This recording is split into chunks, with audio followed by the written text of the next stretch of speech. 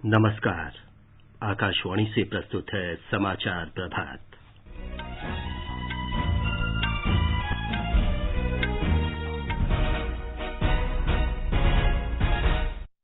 प्रधानमंत्री नरेंद्र मोदी आज राष्ट्रीय मापिकी सम्मेलन का उद्घाटन करेंगे। सरकार और किसान संगठनों के बीच अगले दौर की वार्ता आज दोपहर बाद। सरकार ने कहा, भारत में विकसित कोविड का टीका अन्य देशों में तैयार वैक्सीन के समान ही कारगर होगा। चिकित्सा विशेषज्ञों ने देश में कोविड वैक्सीन के आपात उपयोग की मंजूरी का स्वागत किया। राजस्थान के झालावाड़ जिले में मृत कौवों में वायरस की पुष्टि के बाद राज्य में बर्ड फ्लू का अलर्ट। बिहार में आज से सभी शैक्षणिक संस्थान खुल रहे हैं और मौसम विभाग ने उत्तर भारत में कल तक तेज वर्षा का पूर्वानुमान जारी किया।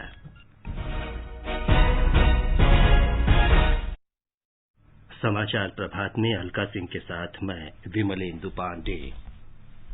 कोविड महामारी के खिलाफ देश एकजुट होकर लड़ रहा है। आप भी हमारे साथ सुरक्षा और बचाव के 3 आसान एहतियाती उपायों का संकल्प लें। मास्क पहनें, 2 गज दूरी है जरूरी, सुरक्षित दूरी बनाए रखें और हाथ और मुंह साफ रखें। अब समाचार विस्तार से। प्रधानमंत्री नरेंद्र मोदी आज राष्ट्रीय मापिकी सम्मेलन के उद्घाटन सत्र को संबोधित करेंगे।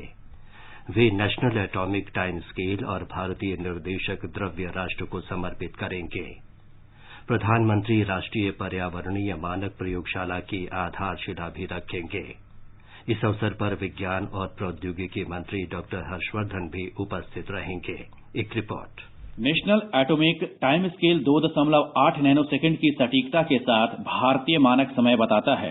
भारतीय निर्देशक द्रव्य अंतर्राष्ट्रीय मानकों के अनुरूप गुणवत्ता सुनिश्चित करने के लिए प्रयोगशालाओं में जांच और मापांकन में सहयोग कर रहा है। राष्ट्रीय पर्यावरण संबंधी मानक प्रयोगशाला परिवेशी वायु और औद्योगिक उत्सर्जन निगरानी उपकरणों के प्रमाणीकरण में आत्मनिर्भरता में सहायता करेगी। इस सम्मेलन का आयोजन वैज्ञानिक और औद्योगिक अनुसंधान परिषद राष्ट्रीय भौतिक प्रयोगशाला के द्वारा किया जा रहा है। इसकी स्थापना के 75 वर्ष पूरे हो रहे हैं और इस सम्मेलन का विषय है राष्ट्र के समावेशी विकास के लिए माप पद्धति। दीपेंद्र कुमार, आकाशवाणी समाचार, दिल्ली। केंद्र सरकार और किसान संगठनों के बीच अगले दौर की वार्ता आज नई दिल्ली में होगी। इससे पहले पिछले महीने की 30 तारीख को सरकार और किसान संघों के बीच छठे दौर की वार्ता हुए थे। बैठक के दौरान कृषि मंत्री नरेंद्र सिंह तोमर ने किसान नेताओं को आश्वासन दिया था कि सरकार उनकी समस्याओं का समाधान करने के प्रति वचनबद्ध है और दोनों पक्षों को सद्भावपूर्ण हल के लिए आगे आने की आवश्यकता है। उन्होंने कहा कि बैठक में 4 मुद्दों में से 2 पर सहमति हो गई है। श्री तोमर ने कहा कि पहला मुद्दा पर्यावरण से संबंधित अध्यादेश लाने और दूसरा मुद्दा बिजली अधिनियम से संबंधित था। हम लोगों ने उनको यह बताने की कोशिश की कि किसान की कठिनाई कहाँ है और जहाँ कठिनाई है वहाँ खुले मन से सरकार विचार करने को तैयार है। एमएसपी के विषय में भी सरकार पहले ही यह कहती रही है कि एमएसपी जारी है, जारी रहेगी। पिछले बार जब हमने प्रस्ताव दिए थे उस समय भी हमने ये कहा था कि लिखित में सरकार देने को तैयार है, लेकिन उन्हें ऐसा लगता है कि एमएसपी को कानूनी दर्जा मिलना चाहिए। तो कानून के विषय में और एमएसपी के विषय में चर्चा अभी पूर्ण नहीं हुई है, चर्चा जारी है और हम लोग 2 बजे फिर से इकट्ठा होंगे और इन विषयों पर चर्चा को आगे बढ़ाएंगे। कृषि कानूनों को रद्द करने के किसान संगठनों की मांग के बारे में कृषि मंत्री श्री तोमर ने कहा था कि ये मुद्दा भी एक समिति को सौंपा जा सकता है जो इसकी संवैधानिक वैधता और किसानों के कल्याण में इसे बनाए रखने पर विचार करेगी। कृषि मंत्री ने किसान नेताओं से कहा था कि वे अपने प्रस्ताव सामने लाएं जिन पर सरकार अध्ययन और विचार विमर्श के बाद निर्णय ले सकती है। सरकार ने कहा है कि मौजूदा खरीफ मौसम में न्यूनतम समर्थन मूल्य पर धान की खरीद से 64 लाख से अधिक किसानों को लाभ मिला है। इसके लिए 94,000 करोड़ से अधिक का भुगतान किया गया है। कृषि मंत्रालय ने कहा है कि सरकार न्यूनतम समर्थन मूल्य की मौजूदा नीति के आधार पर खरीफ फसलों की खरीद कर रही है।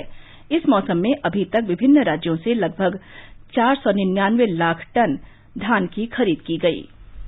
सरकार ने कहा है कि भारत में स्वीकृत कोविड का टीका अन्य देशों में विकसित किए गए किसी भी वैक्सीन के समान कारगर है। स्वास्थ्य मंत्रालय ने कोविड के टीके से संबंधित विभिन्न पहलुओं के बारे में बार-बार पूछे जाने वाले सवालों की एक श्रृंखला जारी की है। मंत्रालय ने कहा है कि टीके की सुरक्षा और प्रभावकारिता सुनिश्चित करने के लिए विभिन्न चरणों में इसके परीक्षण किए गए। प्रारंभिक चरण में उच्चतर जोखिम वाले चुने हुए वरीयता समूहों को टीका प्रदान किया जाएगा। टीका पाने वाले प्रथम वरीयता समूह में स्वास्थ्य सेवा कर्मचारी और अग्रिम पंक्ति के कार्यकर्ता शामिल होंगे। दूसरे समूह में 50 वर्ष से अधिक आयु के व्यक्ति और विभिन्न बीमारियों से पीड़ित 50 वर्ष से कम आयु के व्यक्ति शामिल होंगे। मंत्रालय ने कहा है कि कोविड का टीका स्वैच्छिक होगा, लेकिन ये सलाह दी गई है कि इस महामारी से रक्षा के लिए लोगों को कोविड टीके की पूरी डोज लेनी चाहिए। इससे परिवार के सदस्यों, मित्रों, संबंधियों और साथ काम करने वालों को वायरस के संक्रमण से बचाने में मदद मिलेगी। नई दिल्ली के अखिल भारतीय आयुर्विज्ञान संस्थान एम्स के निदेशक डॉक्टर रणदीप गुलेरिया ने कहा है कि कोविड का टीका शुरू में कोरोना योद्धाओं जैसे प्राथमिकता समूहों को लगाया जाएगा। The Government of India has selected priority groups who will be vaccinated based on risk factors. The first group will include healthcare workers and frontline workers. The second group that will receive the COVID-19 vaccine will be persons over the age of 50 years and persons under 50 years with comorbid conditions. It is advisable to take the complete vaccine schedule as far as COVID-19 is concerned because we want to protect ourselves and also protect our near and dear ones, our close contacts, our family members and our co-workers. Bharat के औषध मानक नियंत्रक ने कल Covid के 2 टीकों के आपात स्थिति में सीमित उपयोग की स्वीकृति दे दी है। भारत के औषध महानियंत्रक ने सीरम इंस्टीट्यूट ऑफ इंडिया के कोविशील्ड और भारत बायोटेक के कोवैक्सीन को अनुमति देने की घोषणा की। औषधि महानियंत्रक वीजी सोमानी ने कल इसकी जानकारी दी। कोविशील्ड को ऑक्सफोर्ड यूनिवर्सिटी और एस्ट्राजेनिका के साथ भारत में पुणे की प्रयोगशाला सीरम इंस्टीट्यूट ऑफ इंडिया में विकसित किया गया है। ब्यौरा हमारे संवाददाता से। औषध महानियंत्रक ने बताया कि दोनों टीकों का आपात उपयोग के बारे में विशेषज्ञ समिति की सिफारिश के बाद केंद्रीय औषध मानक नियंत्रण संगठन ने स्वीकृति प्रदान की। उन्होंने कहा कि ऐसा कुछ भी अनुमोदित नहीं किया जाएगा जिसमें तनिक भी सुरक्षा संबंधी चिंता की बात है। श्री सोमानी ने बताया कि भारतीय सीरम संस्थान पुणे ने 23,745 लोगों संबंधी सुरक्षा, रोग प्रतिरक्षा क्षमता के आंकड़े प्रस्तुत किए और वैक्सीन की समग्र प्रभावकारिता 70.42% पाई गई। इसके अतिरिक्त संस्थान को देश में 1,600 लोगों पर दूसरे और तीसरे चरण के परीक्षण की अनुमति दी गई। औषध महानियंत्रक ने बताया कि भारत बायोटेक ने भारतीय आयुर्विज्ञान अनुसंधान परिषद और राष्ट्रीय विषाणु संस्थान पुणे के सहयोग से कोवैक्सीन तैयार किया है। श्री सोमानी ने बताया कि कोवैक्सीन का तीसरे चरण का परीक्षण भारत में 25,800 स्वयंसेवियों पर किया गया था। उन्होंने बताया कि भारतीय सीरम संस्थान और भारत बायोटेक द्वारा तैयार किए गए टीकों की 2 खुराकें दी जाएगी। सभी टीकों को 2 से 4 डिग्री सेल्सियस तापमान पर रखना होगा। आनंद कुमार, आकाशवाणी समाचार, दिल्ली। चिकित्सा विशेषज्ञों ने देश में आपात उपयोग के लिए कोरोना वायरस से निपटने की 2 वैक्सीन को सरकार की मंजूरी का स्वागत किया है। अखिल भारतीय आयुर्विज्ञान संस्थान एम्स के निदेशक डॉक्टर रणदीप गुलेरिया ने स्वदेशी टीका बनाने में भारतीय प्रयोगशालाओं के कार्य की सराहना की। उन्होंने कहा कि देश में अनुसंधान किया गया और ये पूरी तरह भारतीय वैक्सीन है। डॉक्टर गुलेरिया ने कहा कि ये वैक्सीन किफायती और उपयोग करने में आसान है क्योंकि इन्हें 2 से 8 डिग्री सेल्सियस तापमान में रखा जा सकता है। दिल्ली के सर गंगाराम अस्पताल के लेफ्टिनेंट जनरल वेद चतुर्वेदी ने कहा कि सरकार द्वारा स्वीकृत कोरोना वैक्सीन पूरी तरह सुरक्षित है। जहां तक सेफ्टी की बात है, मैं देश को आश्वस्त करना चाहता हूं। जो ट्रायल्स हुए हैं सभी वैक्सीन के, चारों वैक्सीन के, 2 इस कंट्री में नहीं है और 2 हमारे पास हैं। जहां तक सेफ्टी का इश्यू है, देश को घबराना नहीं चाहिए। ये बिल्कुल सेफ वैक्सीन है कि जो ट्रायल्स में इन वैक्सीन को 50% से ज्यादा इफिकेशियस माना गया है। किसी भी वैक्सीन को यदि 50% से ज्यादा इफिकेसी है उस वैक्सीन की, तो उसके लिए हम यूज कर सकते हैं। तो ये तो करीब 60 to 70% इफेक्टिव है। नीति आयोग में स्वास्थ्य संबंधी मामलों के सदस्य और कोविड कार्यबल के प्रमुख डॉक्टर वीके पॉल ने कहा, Nationwide COVID-19 vaccination program, a huge exercise. Cold chain ramp up has been going on now for several weeks. The IT platform, the CoWIN platform, has been evolving again for multiple weeks. Similarly, the guidelines of holding a vaccination session in a booth setting on a particular day, deciding on who all will perform what kind of task, how many people are needed, and how vaccine will be stored, how vaccine will be transported, how recording will be done, how people will be identified. So all this has been developing for some period of time. The guidelines are now available. The IT platform is available. Trainings have happened to a large extent. Vaccinators have been identified. Medanta Medicity के doctor Naresh Trehan ने कहा कि 2 खुराक लेने के बाद ये vaccine पूरी तरह प्रभावी है। तो पहला डोज जो होगा वैक्सीन का वो स्टिमुलेट करेगा इम्यून सिस्टम को और यू कैन से कि इट्स लाइक अ टीजर, पर उसकी फुल इफेक्टिवनेस के लिए एक second dose as a booster लगता है। जो बूस्टर डोज दिया जाता है उसके बाद कैसे बनती है और कितनी स्ट्रांग बनती है। सो ट्रायल से ये पक्का पता लग गया कि ये 2 डोज की वैक्सीन है। दूसरा डोज बहुत जरूरी है to get the full immunity. कुछ हाफ इम्यूनिटी हो सकता है कि डेवलप हो जाए पहले डोज से, बट उसको बूस्ट करने से the immune system will manufacture enough antibodies, specific antibodies के एक शख्स को जिसको लगी है उनकी पूरी इम्यूनिटी बने। विश्व स्वास्थ्य संगठन ने 2 वैक्सीन के उपयोग की अनुमति देने के भारत के फैसले का स्वागत किया है। संगठन के क्षेत्रीय निदेशक डॉक्टर पूनम खेत्रपाल सिंह ने कहा कि विश्व स्वास्थ्य संगठन दक्षिण पूर्व एशिया क्षेत्र में कोविड वैक्सीन के आपात उपयोग की अनुमति दिए जाने का स्वागत करता है। डॉक्टर सिंह ने कहा कि इससे क्षेत्र में कोविड महामारी से लड़ाई में मदद मिलेगी। भारतीय आयुर्विज्ञान अनुसंधान परिषद आईसीएमआर के महानिदेशक डॉक्टर बलराम भार्गव ने कहा, ये वैक्सीन जो हमारे पास दोनों अप्रूव कर रहे हैं ड्रग कंट्रोलर ने और साइंटिफिक डेटा के बेसिस पे 8-8 घंटे बैठ के और फिर डीसीजीआई ने इसका अप्रूवल दिया है, तो ये तो बहुत ही अहम बात है भारत के लिए भी और पूरे विश्व के लिए, क्योंकि हमारे पास इसमें बहुत डोजेस की स्टॉक फाइल भी है और भारत के अलावा और लो मिडिल इनकम कंट्रीज के लिए भी एक बहुत ही होप है और इंडिया का रोल बहुत इंपॉर्टेंट रहेगा। ये इमरजेंसी यूज ऑथराइजेशन ये कह रहा है कि दोनों वैक्सीन में इमरजेंसी में यूज कर सकते हैं। इसमें जो भारत बायोटेक वाला वैक्सीन है वो क्लिनिकल ट्रायल अभी चलता रहेगा और रोलिंग रिव्यूज का चलता रहेगा और ये साइंटिफिक नॉलेज की बेसिस पे किया गया है।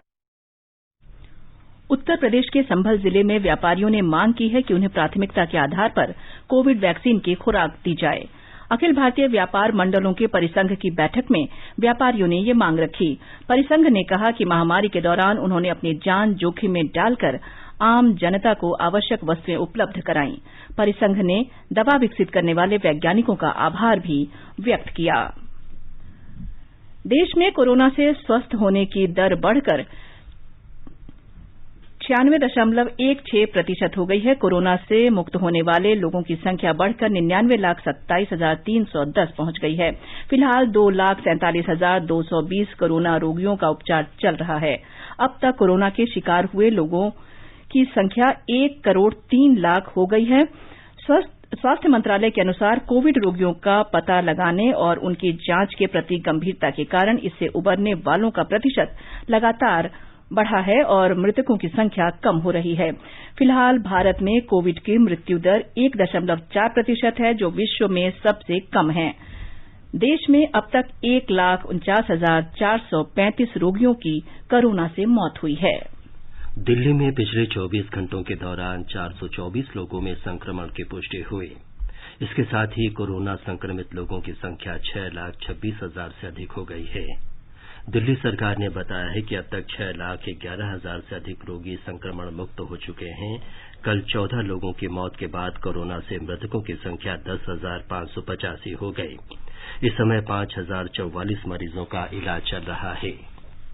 मध्य प्रदेश में अब तक 2,31,533 लोग कोरोना संक्रमण को मात दे चुके हैं। पिछले 24 घंटों में राज्य में 947 मरीजों को विभिन्न अस्पतालों से छुट्टी दे दी गई। राज्य के स्वास्थ्य बुलेटिन के अनुसार कल मध्य प्रदेश में कोरोना संक्रमण के 724 नए मामले सामने आए हैं। इसके फलस्वरूप राज्य में कोविड-19 मामलों की कुल संख्या 2,44,026 हो गई है। इस बीच संक्रमण से पीड़ित 14 रोगियों की मृत्यु के साथ ही मध्य प्रदेश में कोरोना संक्रमण से मरने वाले लोगों की संख्या बढ़कर 3,641 हो गई है। प्रदेश में अब 8,852 सक्रिय मामले हैं। दूसरी ओर भोपाल में स्थित कोविड देखभाल केंद्रों को छोड़कर राज्य सरकार ने प्रदेश के अन्य जिलों में स्थापित कोविड देखभाल केंद्र बंद करने का निर्णय लिया है। संयुक्त निदेशक स्वास्थ्य और कोविड-19 देखभाल व्यवस्था की नोडल अधिकारी डॉक्टर वीणा सिन्हा ने बताया कि जिला कोविड देखभाल केंद्रों में बहुत कम मरीजों के पहुंचने के कारण ये केंद्र लगभग खाली हैं। उन्होंने बताया कि वैसे भी जिला मुख्यालयों में कोरोना संक्रमण के उपचार के लिए पहले ही पर्याप्त व्यवस्थाएं हैं। संजीव शर्मा, आकाशवाणी समाचार, भोपाल। गुजरात सरकार राज्य में कोविड रोगियों के निःशुल्क उपचार पर अभी तक 10 अरब रुपए खर्च कर चुकी है। उप मुख्यमंत्री नितिन पटेल ने कहा कि राज्य सरकार ने कोविड रोगियों के लिए उपचार, औषधियों और टीकों की निःशुल्क व्यवस्था की है। उन्होंने कहा कि राज्य सरकार सुनिश्चित करेगी कि निर्धन और मध्यम वर्ग के लोगों पर टीकों का आर्थिक बोझ न पड़े। हमारी संवाददाता ने खबर दी है कि गुजरात में कोविड के 715 नए रोगियों का पता चला है। स्वास्थ्य विभाग के सूत्रों के अनुसार राज्य में मरीजों के अच्छे होने की दर बढ़कर 94.51% हो गई है। गुजरात में कोविड-19 संक्रमण के अब तक 2,47,228 मामले सामने आ चुके हैं, जिसमें से 2,33,660 मरीज ठीक हो चुके हैं। कल 938 मरीजों के ठीक होने के साथ अस्पतालों से छुट्टी दी गई। राज्य में अब तक 98,10,000 से अधिक लोगों का कोविड-19 के लिए परीक्षण किया जा चुका है। संक्रमण के सबसे अधिक 151 नए मामले कल अहमदाबाद में दर्ज हुए, जबकि सूरत में 127 मामले सामने आए। राज्य में इस वक्त 9,250 सक्रिय मामले हैं, जिसमें से 61 मरीजों को वेंटिलेटर पर रखा गया है। कल 4 मरीजों की मृत्यु के साथ राज्य में कोविड-19 से जान गंवाने वाले मरीजों की संख्या 4,318 हो गई है। योगेश पंड्या, आकाशवाणी समाचार, अहमदाबाद। आगे बढ़ने से पहले एक नजर मुख्य समाचारों पर। प्रधानमंत्री नरेंद्र मोदी आज राष्ट्रीय मापिकी सम्मेलन का उद्घाटन करेंगे। सरकार और किसान संगठनों के बीच अगले दौर की वार्ता आज दोपहर बाद। सरकार ने कहा, भारत में विकसित कोविड का टीका अन्य देशों में तैयार वैक्सीन के समान ही कारगर होगा। चिकित्सा विशेषज्ञों ने देश में कोविड वैक्सीन के आपात उपयोग की मंजूरी का स्वागत किया। राजस्थान के झालावाड़ जिले में मृतक कौवों में वायरस की पुष्टि के बाद राज्य में बर्ड फ्लू का अलर्ट। बिहार में आज से सभी शिक्षण संस्थाएं खुल रहे हैं और मौसम विभाग ने उत्तर भारत में कल तक तेज वर्षा का पूर्वानुमान जारी किया। राजस्थान के झालावाड़ जिले में मृत कौवों में बर्ड फ्लू की पुष्टि होने के बाद अलर्ट घोषित किया गया है। पशुपालन विभाग ने राज्य स्तर पर नियंत्रण कक्ष स्थापित किया है और प्रभावी निगरानी के लिए जिले में अपने दल भेजे हैं। एक रिपोर्ट। कल जयपुर के प्रसिद्ध जल महल में 7 कौवे मृत पाए गए। इसके बाद राज्य में बर्ड फ्लू से मरने वाले कौवों की संख्या बढ़कर 252 हो गई है। पशुपालन विभाग के मुख्य सचिव कुंजीलाल मीणा ने बताया कि कौवों की मृत्यु बर्ड फ्लू के कारण हुई है। इससे कोटा और जोधपुर मंडल सर्वाधिक प्रभावित हैं। उन्होंने कहा कि यह वायरस खतरनाक है और इसे लेकर आवश्यक दिशा निर्देश जारी किए गए हैं। सभी अधिकारियों और मुर्गी पालन व्यवसाय से जुड़े लोगों को सतर्क रहने को कहा गया है। सांभर झील और कैला देवी पक्षी अभयारण्य जैसे स्थलों में कड़ी निगरानी सुनिश्चित की गई है। श्री मीणा ने कहा कि झालावाड़ में 25 दिसंबर को कौवे मृत पाए गए थे। इनके नमूने भोपाल स्थित राष्ट्रीय उच्च सुरक्षा पशु रोग संस्थान भेजे गए और इनमें बर्ड फ्लू वायरस की पुष्टि हुई। अभी तक झालावाड़ में 100, वारन में 72, कोटा में 47, पाली में 19, जोधपुर और जयपुर में 7-7 कौवे मृत पाए गए हैं। समाचार कक्ष से श्रीराम शर्मा। बिहार में कोविड से बचने के नियमों का कड़ाई से पालन करते हुए आज से सभी शिक्षा संस्थान फिर खुल रहे हैं। हमारे संवाददाता ने बताया है कि केवल 50% विद्यार्थियों की उपस्थिति के साथ 9वीं से आगे के सभी स्कूल, कॉलेज और कोचिंग संस्थान खोलने की स्वीकृति दी गई है। कोरोना संक्रमण के दौर में राज्य में पहली बार शैक्षणिक संस्थान खुल रहे हैं। स्कूलों में आधे बच्चे अभिभावकों की सहमति से आ पाएंगे, बाकी बच्चों को दूसरे दिन बुलाया जाएगा। स्कूल खुलने के बावजूद ऑनलाइन पढ़ाई जारी रहेगी। जो बच्चे स्कूल नहीं आ पाएंगे वे ऑनलाइन क्लास कर सकते हैं। स्कूलों में प्रार्थना सभा नहीं होगी और खेल कूद की घंटी भी रद्द रहेगी। पुस्तकालय और प्रयोगशालाओं में शारीरिक दूरी का पालन करना होगा। लंच के दौरान भी बच्चे दूरी बनाकर रखेंगे। स्कूल आने वाले छात्र और शिक्षकों के स्वास्थ्य की नियमित जांच होगी। शैक्षणिक संस्थान को नियमित अंतराल पर सैनिटाइज करना होगा और प्रत्येक छात्र को 2 मास्क दिए जाएंगे। इस बीच पटना हाई कोर्ट में भी आज से फिजिकल यानी आमने सामने सुनवाई शुरू होगी। किसी भी मुवक्किल को हाई कोर्ट में प्रवेश की अनुमति नहीं दी जाएगी। वकील और उनके मुंशी ही ई पास पर प्रवेश कर सकेंगे। सुनवाई के दौरान शारीरिक दूरी का पालन करना और मास्क लगाना सभी के लिए अनिवार्य किया गया है। आकाशवाणी समाचार के लिए पटना से कृष्ण कुमार लाल। ओडिशा में कॉलेज और विश्वविद्यालय इस महीने की 11 तारीख से फिर खुल रहे हैं। इससे पहले राज्य सरकार ने 8 जनवरी से 10वीं और 12वीं कक्षाओं के विद्यार्थियों के लिए स्कूल खोलने की अनुमति दी थी। राज्य सरकार ने आगामी जून में फाइनल परीक्षाएं आयोजित किए जाने का फैसला किया है। निजी विश्वविद्यालयों से भी कहा गया है कि वे कक्षाएं फिर से शुरू करने पर विचार करें। आकाशवाणी का समाचार सेवा प्रभाग वर्ष की प्रमुख झलकियों की श्रृंखला कैसा था वर्ष 2020 प्रस्तुत कर रहा है। इस श्रृंखला के अंतर्गत आज प्रस्तुत है किफायती क्षेत्रीय संपर्क सुविधा के लिए नागरिक उड्डयन मंत्रालय की पहल पर रिपोर्ट। सरकार ने वर्ष 2020 में नागरिक उड्डयन क्षेत्र के लिए अनेक प्रयास किए। हमारी संवाददाता ने उड़ान योजना सहित उन सभी पहल का ब्यौरा दिया है जो महामारी के दौरान मददगार और किफायती क्षेत्रीय संपर्क सुविधा के लिए इस वर्ष शुरू की गईं। जब देश एकजुट होकर कोविड महामारी से लड़ रहा था, लाइफलाइन उड़ान सच्चे अर्थों में देश की जीवन रेखा साबित हो रही थी। इसी ने विशेषज्ञों, उपकरणों और दवाओं को देश के कोने कोने तक पहुंचाया। लगभग 600 उड़ानें, 5 लाख किलोमीटर से अधिक की दूरी और लगभग 1000 टन तक आवश्यक सामान का पहुंचाया जाना। दूरस्थ स्थानों तक परीक्षण किट और चिकित्सा उपकरण पहुंचाए गए। नागरिक उड्डयन मंत्री हरदीप सिंह पुरी कहते हैं, प्रधानमंत्री नरेंद्र मोदी ने जो व्यापक उपाय किए, उन्होंने देश को कोविड-19 महामारी के गंभीर परिणामों से पीड़ित होने से बचाया। It's only a country which has its systems in place, which has clear, decisive political decision making and direction, and where you were able to ensure that from PPE masks, from PPE kits, masks, ventilators, which were in very short supply or not possible, we not only transported them to all parts of the country, but if I may also add, we ramped up our own production. उड़ान के तहत 4 round की बोली के बाद कुल 766 रूटों को तय किया गया, जिसमें से 284 से अधिक को 105 हवाई अड्डों को जोड़ने के लिए चालू किया गया। उत्तर पूर्व क्षेत्र, पहाड़ी राज्यों और द्वीपों को नए मार्गों को प्राथमिकता दी गई। तकरीबन 48 लाख यात्री पहले ही इस योजना से लाभान्वित हो चुके हैं। राज्य और केंद्र शासित प्रदेश इस योजना में भागीदार हैं। उड़ान योजना ने आम आदमी के लिए विशेष रूप से दूर दराज के क्षेत्रों की हवाई यात्रा आसान कर दी है। नसीम नकवी, AIR न्यूज, नई दिल्ली। प्रधानमंत्री नरेंद्र मोदी कल 11 बजे वर्चुअल माध्यम से कोच्चि मंगलुरु प्राकृतिक गैस पाइपलाइन राष्ट्र को समर्पित करेंगे। ये आयोजन one nation one gas grid की दिशा में महत्वपूर्ण कदम है। 450 किलोमीटर लंबी इस पाइपलाइन का निर्माण गेल इंडिया लिमिटेड ने किया है। इसकी परिवहन क्षमता प्रतिदिन 1 crore 20 lakh metric tonne standard cubic metre है। प्रधानमंत्री नरेंद्र मोदी ने बीसीसीआई अध्यक्ष सौरव गांगुली के जल्द स्वस्थ होने की कामना की है। प्रधानमंत्री ने श्री गांगुली और उनकी पत्नी डोना के साथ कल फोन पर बात की। पाकिस्तान ने कल बलूचिस्तान प्रांत के माछ क्षेत्र में आतंकवादियों ने कम से कम 11 कोयला खनिकों की निर्मम हत्या कर दी। खबरों में बताया गया है कि सशस्त्र उग्रवादियों ने श्रमिकों का अपहरण कर लिया और निकट से गोली मारकर उनकी हत्या कर दी। मृतक हजारा शिया अल्पसंख्यक समुदाय से संबंधित थे। खबरों के अनुसार आतंकी इस्लामिक स्टेट ने हमले की जिम्मेदारी ली है।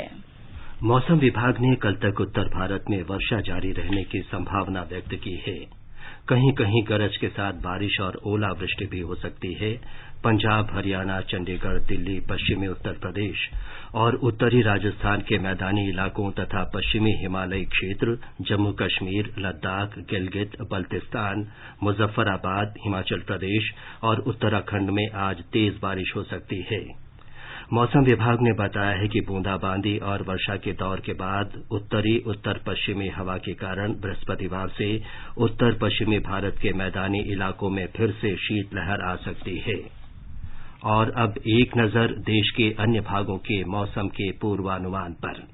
राष्ट्रीय राजधानी दिल्ली में आज गरज के साथ वर्षा होने और ओले गिरने की संभावना है। तापमान 10 डिग्री से 18 डिग्री सेल्सियस के बीच रहने का अनुमान है। मुंबई में आंशिक रूप से बादल छाए रहेंगे। तापमान 18 से 29 डिग्री सेल्सियस के बीच रह सकता है। चेन्नई में भी हल्की वर्षा का अनुमान है। तापमान 25 से 29 डिग्री सेल्सियस के बीच रहेगा। कोलकाता में सुबह धुंध छाई रही, लेकिन दिन में आसमान साफ रहेगा। न्यूनतम तापमान 14 डिग्री और अधिकतम तापमान 27 डिग्री सेल्सियस रहने के आसार हैं। श्रीनगर में हल्की बर्फबारी होने की संभावना है। तापमान 0 से 1 डिग्री नीचे और 3 डिग्री सेल्सियस के बीच रहेगा। जम्मू में न्यूनतम तापमान 9 डिग्री सेल्सियस रहा, जबकि अधिकतम तापमान 10 डिग्री सेल्सियस रहने का अनुमान है। गिलगित में बादल छाए रहेंगे। तापमान 0 से 4 डिग्री सेल्सियस नीचे और 8 डिग्री सेल्सियस के बीच रहने का अनुमान है। मुजफ्फराबाद में बादल छाए रहेंगे, साथ ही हल्की वर्षा हो सकती है। तापमान 2 और 15 डिग्री सेल्सियस के बीच रहने की संभावना है। समाचार कक्ष से धर्मेंद्र।